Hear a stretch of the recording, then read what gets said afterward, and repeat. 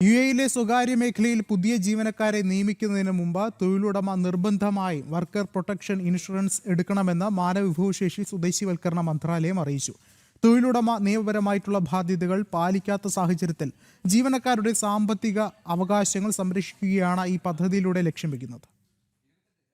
യുഎഇയിലെ സ്വകാര്യ മേഖലയിൽ തൊഴിലുടമകൾ ജീവനക്കാരെ നിയമിക്കുന്നതിന് ഇൻഷുറൻസ് എടുത്തിരിക്കണമെന്ന നിബന്ധന പുതിയ നിയമനങ്ങൾക്കാണ് ബാധകമാവുക.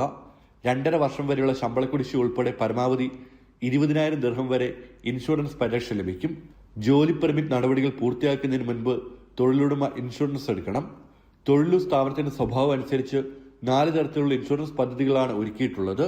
വാർഷിക പ്രീമിയം 40 മുതൽ 100 ദിർഹം വരെയാണ്. ജീവനക്കാരൻ മരണപ്പെട്ടാൽ മൃതദേഹം സ്വദേശത്തേക്ക് എത്തിക്കുന്ന ചെലവും പദ്ധതിയിൽ ഉൾപ്പെടുത്തിയിട്ടുണ്ട്. റിക്രൂട്ട്മെന്റ് ചെലവ്, സർക്കാർ ഫീസ്, ഇൻഷുറൻസ് പ്രീമിയം എന്നിവ തൊഴിലുടമ തന്നെ വഹിക്കണമെന്ന് മന്ത്രാലയം വ്യക്തമാക്കി. വേതന സംരക്ഷണ സംവിധാനം വഴി സമയബന്ധിതമായി ശമ്പളം നൽകുകയും തൊഴിൽ കരാറും തൊഴിലാളിയുടെ അവകാശങ്ങൾ വ്യക്തമായി അറിയിക്കുകയും വേണം. ശമ്പള വൈകിപ്പിക്കൽ, വ്യാജ സ്വദേശിവൽക്കരണം, തെറ്റായ വിവരങ്ങൾ നൽകൽ, രേഖകൾ പുതുക്കാതിരിക്കൽ തുടങ്ങിയ നിയമലംഘനങ്ങൾ കണ്ടെത്തിയാൽ സ്ഥാപനങ്ങൾക്കെതിരെ കർശന നടപടി സ്വീകരിക്കും. ശമ്പളം വഹിക്കുന്ന കമ്പനികൾക്ക് പുതിയ വർക്ക് പെർമിറ്റുകൾ അനുവദിക്കുന്നതും വിലക്കുമെന്നും മന്ത്രാലയം മുന്നറിയിപ്പ് നൽകി.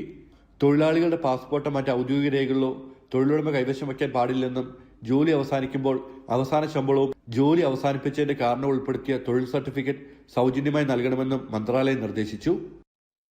ജനം, ദുബായ്.